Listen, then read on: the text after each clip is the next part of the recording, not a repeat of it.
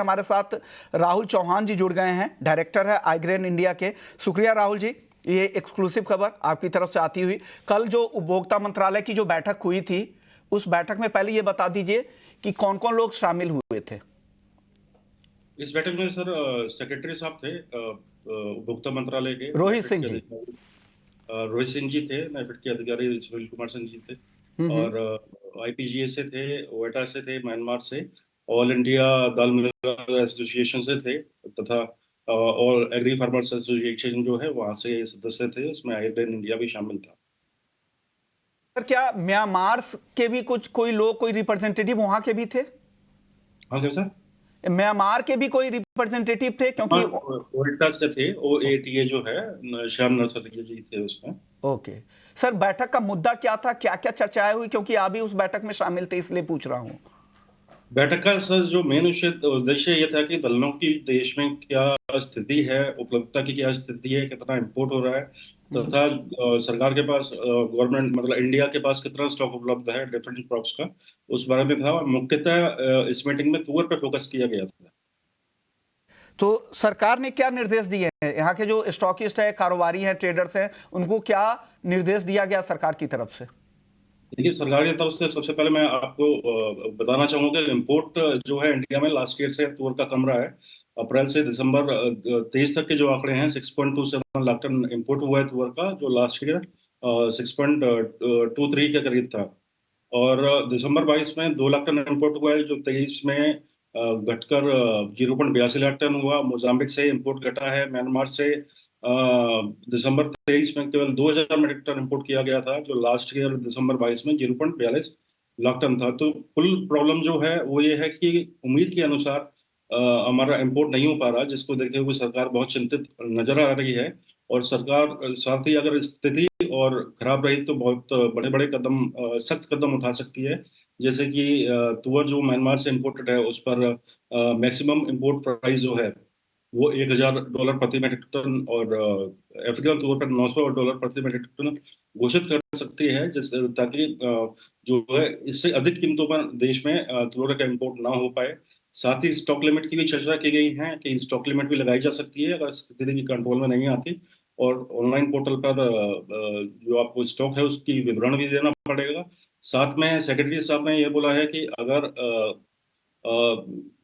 उचित मात्रा में इंपोर्ट नहीं होता तो गवर्नमेंट टू गवर्नमेंट भी इंपोर्ट करने की बारे में सोच सकती है। कुल मिलाकर सरकार बेहद सख्त है।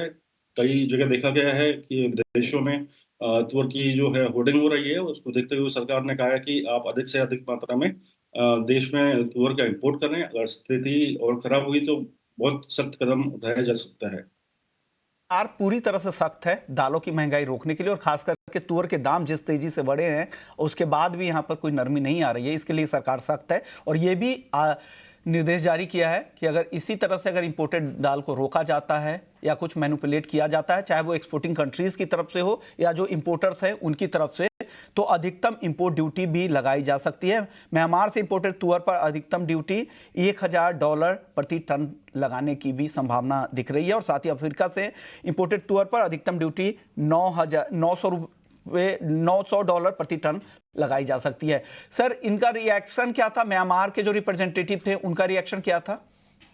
देखिए, म्यांमार में इस साल जैसा कि सब बोल रहे हैं कि 3.5 लाख टन तुअर का उत्पादन होने वाला है। कटाई जोरों पर है, वहां पर एक्सपोर्ट भी चालू हो गया है। तो उनका ये कहना है कि जनवरी और फरवरी में वहां से काफी बड़ी मात्रा में शिपमेंट्स निकली हैं, जो अब रिसेंटली पहुंचेंगी। तो आंकड़ों में, आयत आंकड़ों में जो है म्यांमार से जो इंडिया में इम्पोर्ट होगी उसके आंकड़ों में सुधार आएगा। और लास्ट ईयर से ज्यादा म्यांमार से इंडिया में तुअर का इम्पोर्ट होगा। सर, जिस तरह से सरकार की कोशिश लगातार हो रही है, आपको लग रहा है 2 सालों से, पूरा 2 साल जो खराब था तुअर के लिए, क्या कुछ यहाँ पर नरमी की उम्मीद करें? क्योंकि बाकी दालों को लेकर उतनी चिंता नहीं है जितनी तुअर को लेकर है। क्या कुछ दाम कम होंगे तुअर के? देखिए, पिछले 3 सालों से देश में तुअर का उत्पादन घटा है, जिसके कई कारण हैं। और सबसे बड़ा कारण मौसम की मार है, तथा जो तुअर की क्रॉप होती है वो करीब 8 से 9 महीने की क्रॉप होती है। तो इस बीच में किसान दो फसलें भी ले लेता है, किसान भाई। तो कुल मिलाकर जो इतनी लॉन्ग अवधि की फसल है, तो इसमें मौसम की मार ज्यादा पड़ती है। और लगातार 2 वर्षों से इंडिया में जो है तुअर का उत्पादन घटा है। इस साल सरकार के आंकड़े देखें तो थोड़ा सा बढ़ा है उत्पादन, परंतु अभी भी मंडियों में तुअर की आवक का वो दबाव नहीं बन पाया जो बनना चाहिए था। और जो सरकार ने ऑनलाइन पोर्टल पर तुअर की जो खरीद का जो प्रोग्राम चालू किया है, काफी अच्छा प्रोग्राम है। और धीरे धीरे सरकारी खरीद जो है वो भी बढ़ती दिखाई दे रही है, जैसा अधिकारियों ने बताया। और सीजन के अंत में पर्याप्त मात्रा में तुअर का जो है केंद्रीय पूल में बफर स्टॉक बन सकता है। और भविष्य में मुझे लगता है कि अगर सरकार द्वारा कोई बड़ा कदम उठाया जाएगा तो अवश्य कीमतों में नियंत्रण आ सकता है। सरकार ने पहले ही कई मीटिंग्स में बोला है कि 9,000 तक से 9,000 तक का उनका टारगेट है कि 9,000 रुपए प्रति क्विंटल तुअर की कीमतें होनी चाहिए। अगर इससे ऊपर कीमतें चलती रही तो जरूर सरकार जो है इस पे काफी सीरियस नोट लेगी और कुछ भी कदम उठा सकती है। शुक्रिया राहुल जी, आपने वक्त निकाला, पूरा डेटा भी हमें शेयर किया, बैठक में क्या कुछ हुआ और मार्केट की भी क्या स्थिति है, दाम की स्थिति क्या आगे रह सकती है, इस पर भी आपने अपनी राय रखी। चलिए, वक्त है ब्रेक का।